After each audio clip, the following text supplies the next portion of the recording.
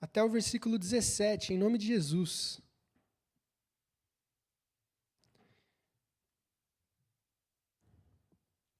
Amém? Diz assim a palavra de Deus: Tu, porém, permaneça naquilo que aprendestes e que você foi ensinado, sabendo de quem você aprendeu. Porque desde a infância você sabe as sagradas escrituras, que podem te tornar sábio para a salvação pela fé que há em Cristo Jesus.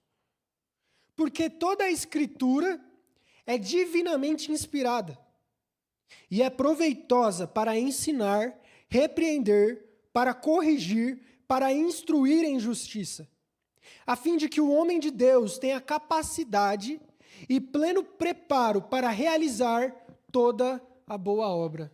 Fechem seus olhos. Senhor Jesus, nosso Deus, muito obrigado por mais uma oportunidade da gente se reunir em igreja nesse sábado pela manhã. E nesse movimento de reunião como igreja, uma das coisas mais importantes é que o Senhor se manifeste na nossa vida.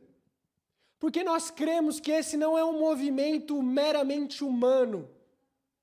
Nós cremos que esse não é um movimento meramente de pessoas. Nós não estamos simplesmente aqui para cumprir obrigações, cumprir horários e cumprir a tabela. Mas nós estamos aqui porque nós somos apaixonados por Deus. Nós estamos aqui porque nós viemos e queremos escutar a sua voz nessa manhã. Viemos aqui porque nós entendemos que nós somos falhos e dependemos do Senhor na nossa vida, nos sustentando, nos protegendo e nos guardando. Nós viemos aqui para que diante da sua sagrada Bíblia aberta, o Senhor venha falar nos nossos corações. Por isso que nesses próximos minutos o Senhor venha usar esse texto que foi inspirado por Deus, que é santo, que manifesta a vontade de Deus para nós, para corrigir o nosso coração, para nos direcionar na nossa vida. Que o Senhor venha iluminar o nosso entendimento, para que nós sejamos capazes de entender o que o Senhor deseja de nós e de viver a sua vontade para as nossas vidas, em nome de Jesus. Amém. Pode sentar, meus irmãos. Que a paz do Senhor Jesus Cristo sejam com todos vocês. Espero que vocês tenham tido uma ótima semana, espero que vocês tenham passado bem. Muito obrigado pela presença de vocês, que desde já a presença de Cristo esteja nos iluminando, nos fortalecendo e nos instruindo nesse momento, onde a gente vai refletir acerca daquilo que Deus deseja para as nossas vidas, aquilo que Deus inspirou homens e mulheres a escreverem para nós nos dias de hoje. Por isso, o nosso texto base é 2 Timóteo 13, 14 ao 17, por isso se você tiver com sua Bíblia, eu peço para que você mantenha a sua Bíblia aberta, para a gente ir pesquisando, para a gente ir lendo junto, para vocês irem confirmando aquilo que está sendo dito no dia de hoje. E o nosso tema de hoje, o nosso título da mensagem de hoje, tem como frase: permaneça na palavra. Esse é o título que a gente vai investir os nossos próximos minutos. Obrigado, irmã Joana. A gente vai ver qual que é a importância de permanecermos na palavra. Por que é importante que nós estejamos firmados na Bíblia? Por que é importante que a gente continue fixado na vontade de Deus? Por que é importante que a gente conheça a Bíblia? Qual que é o sentido de tudo isso? Para que serve tudo isso? Por que eu devo conhecer a Bíblia? Por que eu devo permanecer na Bíblia? Qual que é a lógica disso? Para que serve? Por que eu devo permanecer na palavra? A verdade é que a gente vive numa cultura atual onde dizem que não existem verdades absolutas. Na verdade, hoje em dia, tudo é relativizado. A gente vive numa época onde as frases de hoje não existe verdade absoluta. O que é verdade para mim, não é verdade para você. E tudo bem, cada um vive com a sua verdade. Vivemos numa era onde tem relativizado tudo. Onde não importa quem está certo. O que importa é ser feliz. Não importa o que é verdade. O que importa é eu me sentir bem. E nessa era, os valores têm sido trocados por prazeres. A gente não vive apoiado na moralidade, na ética e no bom caráter. Hoje em dia a gente vive apoiado em sentir prazer, em ser feliz, em se sentir bem. Por isso, num tempo onde tudo está cada vez mais plural, onde existem várias vozes hoje em dia, tentando roubar a sua atenção, tentando dizer e direcionar o que você acredita e o que você faz, Deus vem falar conosco nessa manhã que só existe uma voz que nós devemos dar ouvidos. Só existe uma voz que é verdadeira. Só existe um lugar que é verdade. E esse lugar é a Bíblia. O que significa que qualquer outra voz, qualquer outra pessoa, qualquer outra ideia, qualquer outra situação que venha falar no seu ouvido, que não esteja firmado na Bíblia, não escute. É mentira e provavelmente vai destruir a sua vida. Por isso, num tempo onde cada um tem a sua verdade, a Bíblia se mostra até os dias de hoje como a única verdade que existe. Por isso, é muito importante a gente ressaltar, e eu peço a atenção de vocês, que o cristianismo, que a Bíblia não conta uma história. A Bíblia não conta uma história sobre o mundo. A Bíblia é a história do mundo. A Bíblia não é mais uma dentre várias histórias que existem. O cristianismo não é mais uma entre várias religiões que tem. A Bíblia não é mais uma narrativa das diversas narrativas que existem desde que o homem existe no mundo. Mas a Bíblia é a narrativa verdadeira. A Bíblia é a única história verdadeira. A Bíblia é a história do mundo. A Bíblia é a verdade que está descrita desde a criação até o fim do mundo.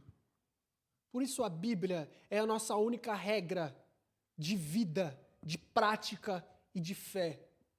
Porque ela não é mais uma opção entre muitas que podemos ter, mas ela é a única opção para a nossa vida, para o nosso crescimento, para o nosso conhecimento e para a nossa prática. Por isso, eu quero refletir com vocês como é importante a gente estar firmado na verdade que vem da Bíblia.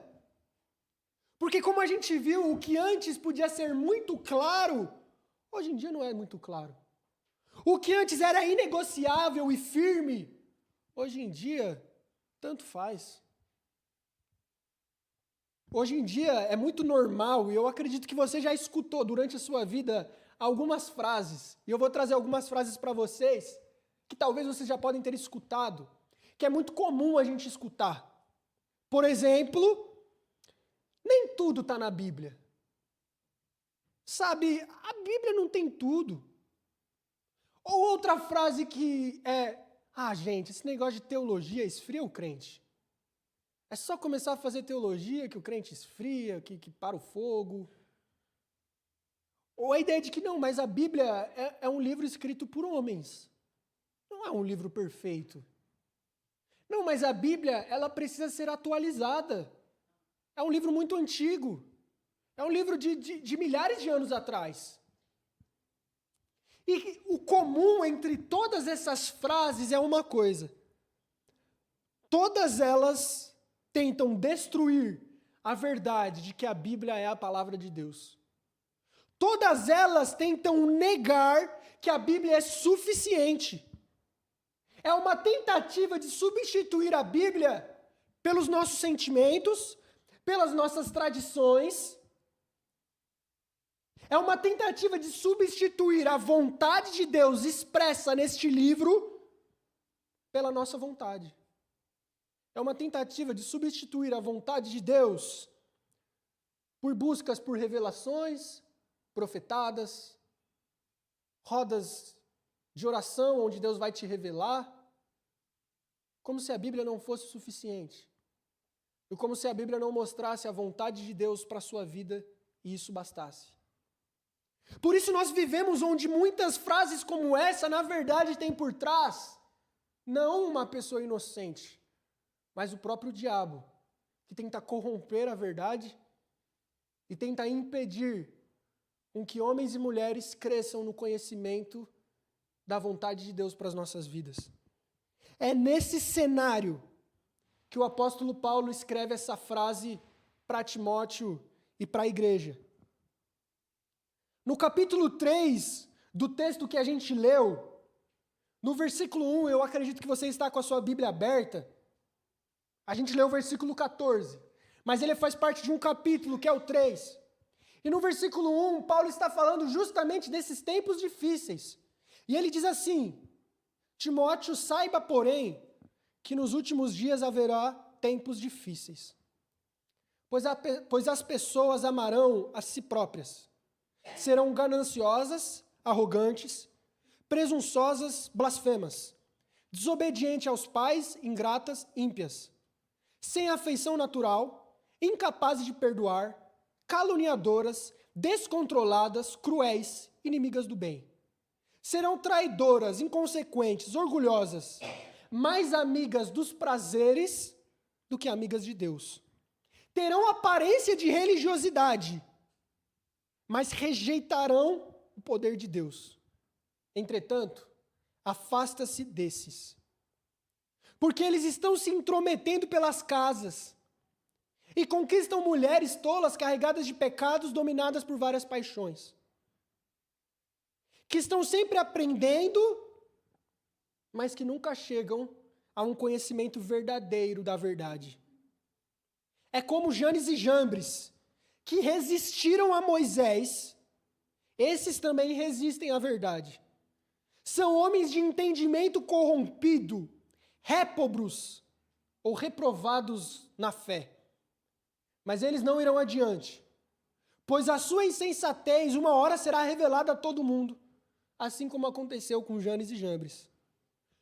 Tu, porém, diferente deles, tem olhado e observado o meu procedimento, a minha doutrina, a minha intenção, a minha fé, a minha paciência, amor e perseverança. Minhas perseguições e aflições que sofri em diversas cidades, quantas suportei e o Senhor me livrou de todas. Na verdade, todos os que querem viver uma vida piedosa em Cristo Jesus sofrerão perseguições. Mas homens maus e impostores irão de mal a pior, enganando e sendo enganados. E aí vem o nosso texto base. Você, porém, permanece naquilo que você aprendeu e que você foi ensinado, sabendo de quem você aprendeu. Porque desde a infância você sabe as sagradas letras que te tornam sábio ou apto para a salvação pela fé que há em Jesus. Porque toda a Escritura é inspirada por Deus, divinamente. É proveitosa para ensinar, repreender, corrigir e instruir em justiça, a fim de que o homem de Deus tenha capacidade e pleno preparo para realizar toda a obra. Muito parecido com os dias atuais, concordam? Paulo vivia o mesmo contexto, onde as pessoas rejeitavam a Bíblia.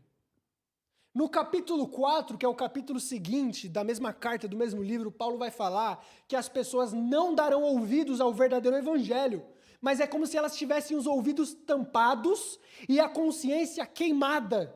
Não darão ouvidos à Bíblia. Só que, independente da reação das pessoas, a nossa missão continua a mesma: crer, pregar e viver na Bíblia, permanecer na palavra. É nesse cenário corrompido, de relativismo, de várias verdades, onde as pessoas dizem que a Bíblia não tem tudo, que a Bíblia não diz tudo, onde as pessoas tentam substituir a Bíblia, a palavra santa de Deus, pelas próprias tradições, pelas próprias vontades, ou pela própria cultura, que Paulo fala para Timóteo: o seu chamado é permanecer na palavra. É a única coisa que eu te cobro e é a única coisa que você vai prestar contas com Deus. É como no texto que a gente leu no início, em Hebreus capítulo 4, lembram? Aonde é através da palavra que nós seremos julgados e haveremos de prestar contas com Deus. É como o próprio Paulo fala, virando a página, rolando a tela no capítulo 4, versículo 1, ele diz: eu te exorto diante de Deus e de Cristo Jesus, que vai julgar os vivos e os mortos quando ele voltar. Ou seja, a permanência na palavra é a obrigação do crente. E aquele crente que não permanece na palavra, ele é julgado por Deus. E ele será julgado e exposto diante do justo juiz na volta de Jesus. Por isso, cuidado com essas frases. Porque por trás delas está disfarçado Satanás, que tenta te desviar da palavra e da suficiência que tem nela. Por isso, nessa tarde já de sábado, agora meio-dia pontualmente, eu quero separar a pregação de hoje em 4 rápidos pontos, para a gente refletir nessa tarde sobre o que é permanecer na palavra. Primeiro, a gente está vendo do porquê devemos permanecer nela. A gente pode ver, por exemplo, em Isaías 48, de que a palavra do Senhor permanece para sempre. Pessoas vêm, pessoas vão, homens nascem, homens morrem, mas a palavra do Senhor dura para sempre. Então, se tem alguma coisa que a gente pode se apoiar, se tem algum lugar que a gente pode confiar, não são nas pessoas, mas é na palavra de Deus. A palavra de Deus, como diz em Mateus 4:4, quando Jesus está sendo tentado pelo diabo, e aí o diabo fala aquela famosa frase, transforma essas pedras em pão, o que Jesus responde? Nem só de pão viverá o homem, mas de toda palavra que sai da boca de Deus. A palavra é a fonte da vida. A palavra é a maneira com que a gente conhece quem Deus é. É através da Bíblia que a gente consegue descobrir quem é Deus, como Deus age e o que Deus quer das nossas vidas. Ela é inerrante, ela é suficiente, ela é confiável e ela é autoritária e prática. Antes de entrar nos pontos, eu quero dar rapidamente algumas evidências que pode fazer você ter mais certeza ainda de que a Bíblia é a palavra de Deus. E antes disso, eu quero fazer essa pausa para esse parênteses, tanto para que você confie mais ainda na Bíblia como nunca confiou, quanto te dar capacidade de debater com pessoas que não gostam da Bíblia e que criticam a Bíblia. Em primeiro lugar, o Novo Testamento ele foi escrito em grego. E o Novo Testamento em grego tem aproximadamente 6.000 cópias durante toda essa história de 2.000 anos. Se você pega qualquer outro livro ou qualquer outro manuscrito, nenhum chega perto da quantidade da Bíblia. Se você pegar, por exemplo, A República de Platão, livro filosofia famoso, não chega a 100 cópias. Se você pega um livro mais famoso da época, a Ilíada e a Odisseia de Homero, não chega a 1.000 cópias. A Bíblia, entretanto, chega a 6.000 cópias. Do ponto de vista de documento, é o documento mais confiável da história da humanidade. Os cientistas e estudiosos pegaram essas 6.000 cópias escritas em grego, jogaram num computador e compararam todas essas 6.000 cópias entre elas. Sabe qual é a taxa de acerto da Bíblia comparando uma cópia com a outra? 98%. Não existe nenhum livro na história que tenha essa taxa de assertividade. E esses 2% diferentes não é onde a Bíblia tem erros, mas é onde a Bíblia troca as palavras. Por exemplo, tem um manuscrito que fala assim, ó, Jesus é Deus. E outro manuscrito fala, Deus é Jesus. Não é um erro, é simplesmente uma inversão da ordem. Ou seja, 98% do Novo Testamento é extremamente perfeito.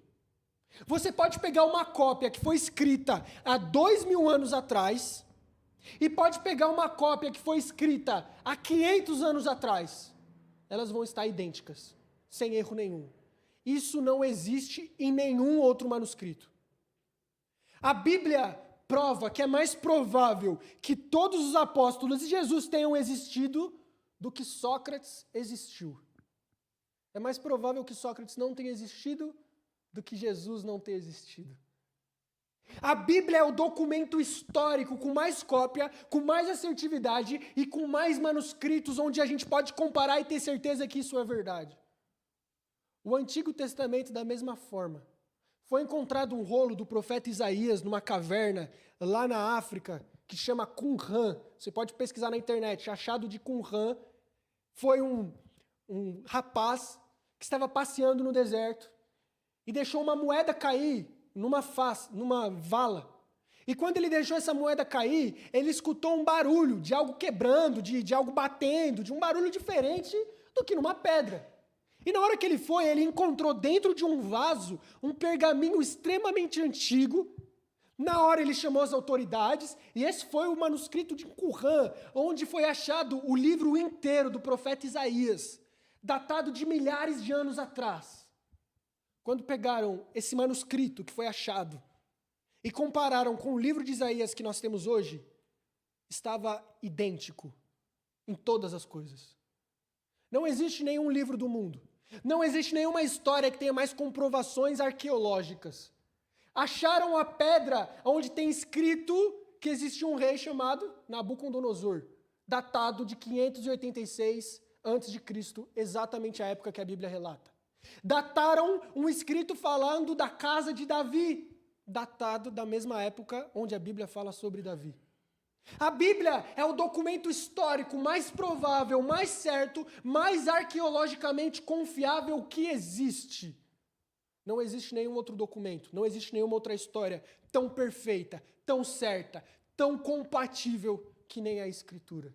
Por isso, se te faltam motivos para acreditar que isso é a palavra de Deus, a ciência e a arqueologia continuam provando que a Bíblia é perfeita, sem erros, inerrante, e é a palavra de Deus que continua e continuará durante toda a história para sempre.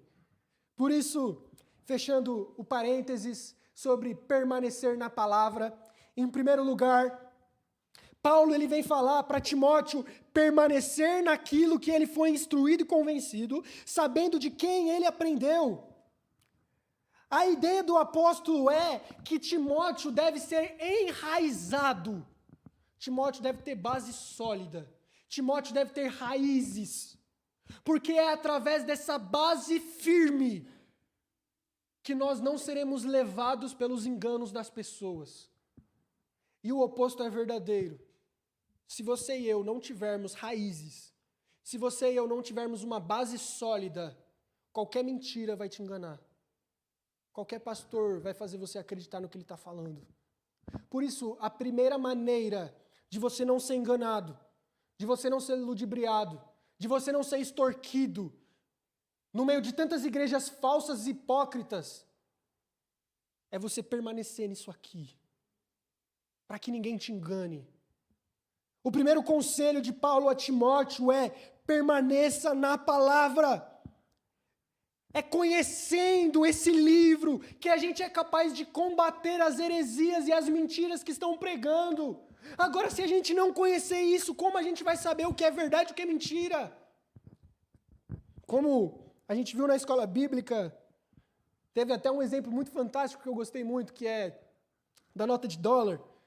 Que os Estados Unidos, ele sabe identificar a nota de dólar falsa, não olhando a falsa, mas olhando a verdadeira. E quanto mais eles conhecem a verdadeira, mais eles conseguem perceber quando uma é falsa. Da mesma maneira é a Escritura. Quanto mais a gente se conhecer e se apoiar e entrar nessa sagrada Escritura, a gente vai perceber quando alguém está mentindo, quando alguém está sendo desonesto e quando é um falso profeta. Por isso, em primeiro lugar, permaneça na palavra para que você não seja enganado. Basta você ligar a televisão no canal aberto e você vai ver as maiores bizarrices possíveis. É a vassoura da destruição que vai destruir todo o mal da sua casa, que é vendida. É o óleo da bênção de Israel, que basta você colocar no seu piso e nenhum mal vai chegar. E um monte de crendices, e me desculpe a expressão, mas bruxarias gospel em nome de Deus, que tem enganado muitos crentes, muitos irmãos e muitas irmãs, que na verdade não são coitados, mas que não desejam permanecer na palavra e por isso são enganados. Porque a gente sabe que aquele que está em Cristo Jesus já não tem nenhuma condenação sobre ele. Ele não precisa comprar nada. É como a Igreja Católica fazia no século XIV, vendendo as indulgências, vendendo a salvação, vendendo o perdão de pecados. Tem um historiador e teólogo que fala que de tanto pedaço da cruz que a Igreja Católica vendeu, dava para ter feito 1 milhão de arcas de Noé. E o povo comprava. Por isso, em primeiro lugar, permaneça na palavra, porque ela é a base firme. É um enraizamento doutrinário. É você vir à escola bíblica, é você permanecer na palavra, é você presenciar os cultos, é você assistir os nossos encontros, é você estar com a gente, lendo e estudando a Bíblia, que vai te deixar firme. Vai vir a tempestade, vai vir a tribulação, e ela não vai te derrubar, porque você está firmado na palavra de Deus. A formação bíblica não é opcional. Conhecer a Bíblia não é para o pastor, para o diácono ou para o presbítero, mas é uma urgência para todos aqueles que se dizem cristãos, porque ela é um mandamento de Deus para a gente permanecer firme. Em segundo lugar, permaneça na palavra, porque ela é o poder de Deus. É a palavra de Deus que nos conduz à salvação. Toda a história da salvação está contida na Bíblia. O Cristo, Jesus, ele é revelado na Bíblia. Se não existissem os evangelhos, Mateus, Marcos, Lucas e João, como a gente saberia quem é Jesus? Como a gente saberia o que Jesus fez? É através da Bíblia que a gente conhece Deus. É através da Bíblia que existe salvação em nós. Por isso, sem ler a Bíblia, não tem como ser salvo. Sem ler a Bíblia, não tem como permanecer salvo, porque a salvação, ela vem da Bíblia. É a palavra de Deus que emana o poder de Deus, que é suficiente para salvar qualquer pessoa. Por isso, negar a suficiência da Bíblia é se rebelar contra Deus. Negar a suficiência da Bíblia é criar outro Deus, que não é o Deus da Bíblia que você quer acreditar. Um exemplo que eu tenho é quando eu estava um dia pegando Uber, eu ainda estava sem carro, e eu estava voltando para casa de Uber e estava conversando com um motorista, e o motorista estava falando que ele acredita em Deus e ele tem muita fé. E aí, nessa muita fé dele, eu perguntei, mas ele falou, eu tenho muita fé em Deus, acredito em Deus, mas eu não vou para a igreja e eu não leio Bíblia. Mas eu oro todo dia. Aí eu perguntei para ele, tá bom, mas que Deus que você acredita? Como é esse Deus que você crê? Porque se não é o Deus da Bíblia, qual é? Como esse Deus funciona? E ele não soube responder. Porque o Deus que ele está servindo é o Deus que ele criou. É o Deus que ele idealizou. É o Deus que ele fez. Não é o Deus da Bíblia. Por isso, quando a gente fala, por exemplo, que a Bíblia não tem tudo, que a Bíblia não fala sobre tudo, que teologia esfria o crente, na verdade a gente está se rebelando contra Deus. A gente está dizendo, por exemplo, e me perdoe a expressão, mas é verdade, que Deus é burro. Que Deus não escreveu tudo, ele se esqueceu. Ele podia ter feito um livro com tudo, mas esqueceu. Puxa vida, imagina, né?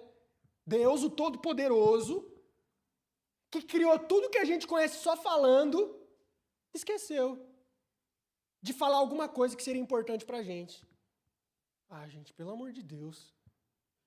É subestimar Deus, é se rebelar contra Ele. É falar que ler a palavra dEle nos afasta dEle. Por isso, cuidado com as vozes do diabo, que tentam negar a suficiência da Bíblia, porque ao mesmo tempo ele está tentando impedir você de experimentar a salvação, de conhecer a Deus. Por isso, em segundo lugar, é através da palavra que a gente é salvo e a gente continua salvo. Em terceiro lugar, versículo 16, você está com sua Bíblia aberta, diz que a Bíblia ela não é só uma autoridade, mas ela é inerrante. Paulo usa o verbo que ela foi inspirada, soprada por Deus. Paulo está querendo dizer que a Bíblia não é um livro humano, não é um livro de historinhas, não é um livro de metáforas, a Bíblia não é uma fábula. Mas a Bíblia é um livro espiritual sagrado. É um livro que é um instrumento de Deus para a transformação. A Bíblia é uma verdade absoluta, onde não tem erros, porque ela foi inspirada por um Deus perfeito. Então a Bíblia não é a palavra de Paulo, a Bíblia não é a palavra de Moisés, ou de Mateus, ou de Marcos, mas a Bíblia é a palavra de Deus. Porque a Bíblia foi inspirada por Ele. Então cada frase, cada conteúdo, cada ideia expressa um Deus perfeito. Por isso a Bíblia é perfeita. Assim como Deus não está sujeito à época, porque Ele é eterno. Assim como Deus não está sujeito à cultura, à mudança de tempo, à virada de ano, a palavra dele também não.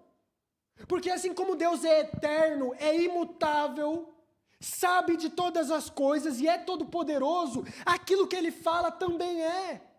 Por isso a Bíblia não precisa ser atualizada. O que precisa ser atualizado sou eu, o meu caráter e o meu ego. Tem que ser colocado de lado para eu entender que eu não sou nada e ninguém e dependo exclusivamente da graça de Deus. Então, se tem alguma coisa para mudar, não é a Bíblia.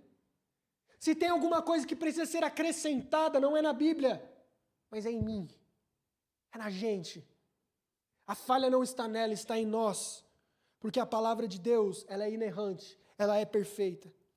A palavra de Deus, como autoridade, ela tem 4 funções que vocês podem ver aí no versículo 16. A primeira função é ensinar, a segunda função é repreender, a terceira função é corrigir e a quarta função é instruir. Por isso a palavra de Deus é o guia para a nossa vida. Por isso, quando a gente fala que a palavra de Deus é inspirada, que ela é inerrante, ela é autoridade, significa que quem é o Senhor da nossa vida não somos nós, mas é Deus. Significa nos submetermos à vontade de Deus, mesmo que ela seja difícil, mesmo que ela seja dura, porque a gente confia nele. Significa abrir mão do controle da nossa vida e colocar no controle da mão de Deus. Por isso, em último lugar, além de tudo isso, Paulo termina no versículo 17, mostrando que a Bíblia é prática. Como a gente viu, a Bíblia não é um livro de histórias, a Bíblia não é um livro de filosofia, a Bíblia não só dá conceitos, a Bíblia não é um bom livro de conselhos, a Bíblia não é só um manual de instrução, a Bíblia é a vontade de Deus que afeta a nossa vida prática. Paulo termina falando para Timóteo que é através da palavra e da permanência nela que toda pessoa consegue ter capacidade e se torna totalmente preparado para praticar o bem. É a palavra que torna o homem e a mulher de Deus completo e preparado. É a palavra que nos amadurece. O crente verdadeiro vive sob a palavra. Uma igreja sem escritura, uma igreja onde não há Bíblia pregada, é uma igreja imatura e vulnerável. É uma igreja incapaz, onde os crentes também são incapazes, porque é a Bíblia que nos amadurece.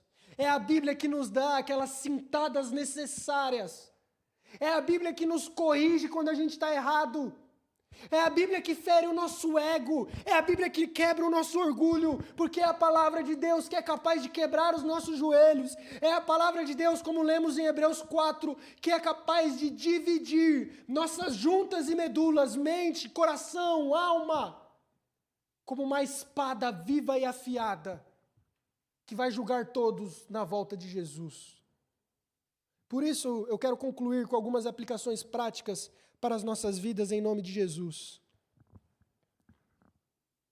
Diante de tudo que a gente viu que a Bíblia não é um produto humano, mas a Bíblia é a voz expressa de Deus. Por isso, se você quer escutar a voz de Deus, abra sua Bíblia. E ali Deus vai falar gritando no seu coração, nos seus ouvidos. Você não precisa ir para rodas de profecias para descobrir qual é a vontade de Deus. Na verdade, o que a gente precisa é quebrar um pouco o nosso ego e escutar o que Deus está querendo gritar no nosso coração. Toda a verdade que a gente precisa sobre salvação e vida está na Bíblia. Você não precisa mais de nada. Você não precisa de ninguém. Tudo que você precisa está na Bíblia. E se você servir a Bíblia, você vai ser completo. Não existe mais mediador entre você e Deus. O pastor da igreja, ele não é um mediador entre você e Deus. A pregação do pastor não é mais poderosa do que a sua. A oração do pastor não é mais poderosa do que a sua. A vida do pastor não é mais poderosa do que a sua. O véu foi rasgado, todos nós temos igualmente acesso com Deus, mas ao mesmo tempo responsabilidade. E tudo que Deus quer para a nossa vida, Ele escreveu nesse livro. Por isso, nós não devemos, em segundo lugar, terceirizar a nossa responsabilidade. Eu não preciso estudar a Bíblia, o pastor explica para mim. Eu não preciso orar, jejuar, o pastor faz isso para mim. Eu não preciso ter responsabilidade, estudar, o pastor ora, o pastor faz. E a gente terceiriza tudo, quando na verdade a responsabilidade é nossa. Porque o mesmo livro que foi entregue ao pastor, ao apóstolo, a quem seja que for, está disponível a você. Por isso, tudo que você precisa está na Bíblia. Não terceirize a responsabilidade e não jogue fora a graça que Deus te dá. Mas creia que tudo que você precisa está na palavra. É a palavra de Deus que vai comunicar Deus com a gente de maneira clara, pessoal, objetiva e relacional. É a palavra de Deus e através dela que o povo é amadurecido e que a gente consegue continuar crescendo. Por isso, crie raiz na palavra. Não se contente com pouco. Não se contente com 40 minutos no sábado, gente. Isso não é suficiente. Não se contente com algumas horas por semana. Crie raiz, crie base, crie conhecimento sólido. Porque senão você vai ser enganado e levado, seja pelas próprias emoções ou seja pela lábia dos outros. Reconheça e viva na suficiência da palavra. Reconheça que essa é a palavra de Deus perfeita. A gente não precisa de novas revelações. A gente não precisa de tradições humanas. Tudo que a gente precisa é da palavra, que é a verdade suficiente para a gente, que se a gente conhecer a verdade nos libertará. Por isso, concluindo, eu peço para você ficar de pé em nome de Jesus.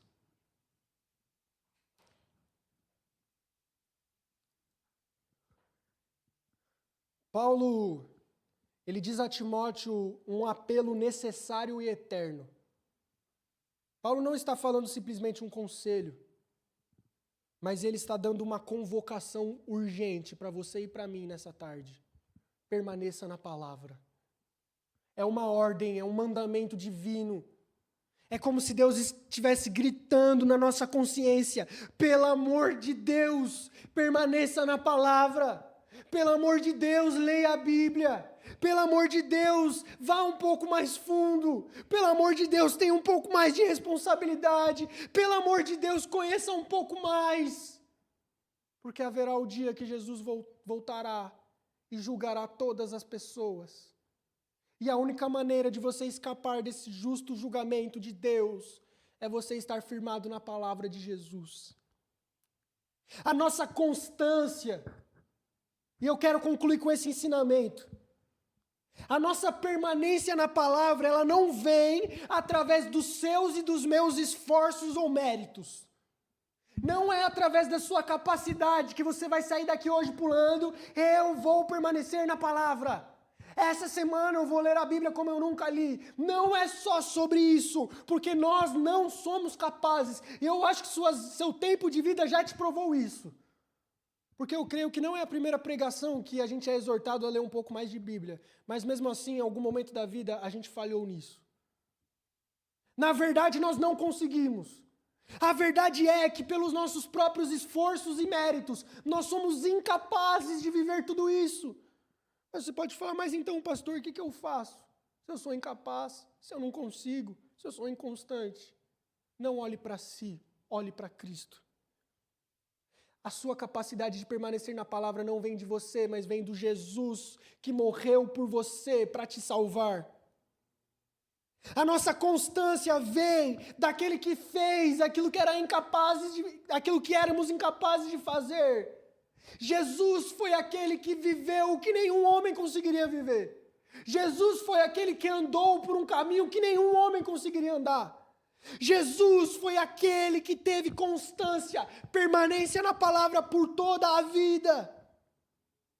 A Escritura não só fala de Jesus, mas a Escritura é Jesus. A permanência na palavra tem nome, tem CPF, é Jesus Cristo. A Bíblia é uma única história, aonde tudo culmina, aonde tudo aponta sobre Jesus. Por isso a Escritura não é só um manual de conduta, não é um manual de instrução, não é um compêndio de sabedoria. A Bíblia é o lugar de encontro, aonde você tem contato com Jesus. É onde nós somos confrontados com a nossa incapacidade, com as nossas falhas. E nós conseguimos enxergar aquele que nos dá de graça e por misericórdia toda a glória dele a nós. Por isso é através da Bíblia que nós conhecemos e temos um encontro com Jesus e ele transforma as nossas incapacidades e falhas em pessoas que se tornam capazes, santas, justas, de viver permanentes na palavra. Por isso, nesses tempos líquidos, onde tentam trivializar a verdade, a Bíblia é a rocha firme e eterna. É nela que você pode firmar e afirmar cada gota da sua existência sem arrependimento, porque Jesus está nela.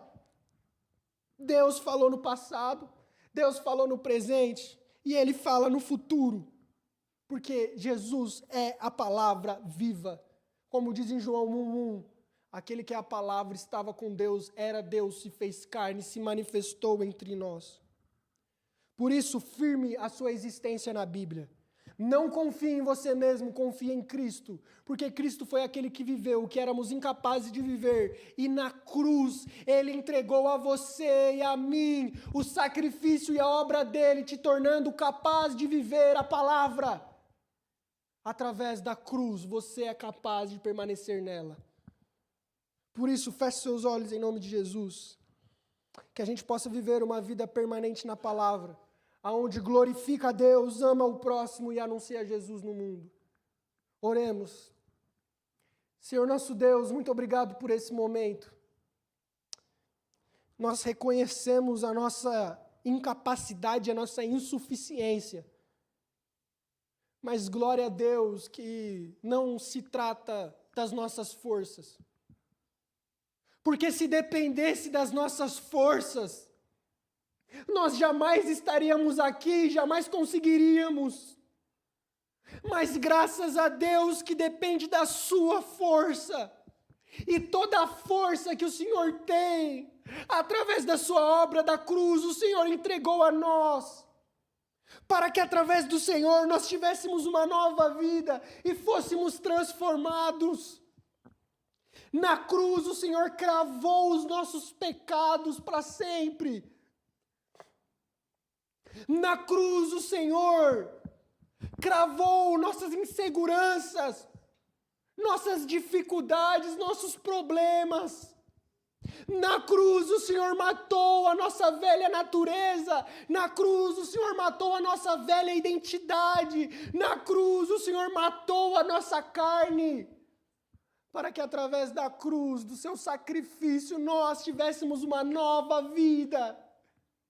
Uma vida que não é mais a antiga, como se nós não conhecêssemos o Senhor, mas uma nova vida, uma nova existência, um novo jeito de agir, um novo jeito de pensar, um novo jeito de falar, que não é mais guiado por nós, mas que é guiado pelo Senhor. Por isso que nessa semana a gente possa depender de Ti e afirmar durante cada dia que nós dependemos de Ti.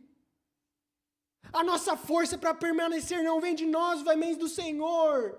Por isso que o Senhor venha nos humilhar e nos dar humildade, da gente se apegar firmemente a Ti e não soltar das Suas mãos, porque é só através da Sua presença, da Sua glória, É só através do Senhor em nós que nós estaremos permanentes na palavra. Por isso que o Senhor nos abençoe, que o Senhor esteja conosco, em nome de Jesus Cristo. Amém. Glória a Deus. Pode sentar, meu irmão, pode sentar, minha irmã, em nome de Jesus Cristo. Nós já estamos chegando à conclusão, ao final de mais um culto, caminhando para o encerramento. E eu gostaria de agradecer mais uma vez por sua presença, por sua vida. Hoje eu acredito que Deus nos ensinou e nos exortou sobre como nós temos tratado a Bíblia.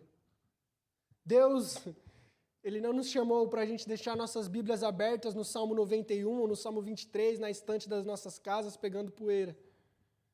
Mas Ele nos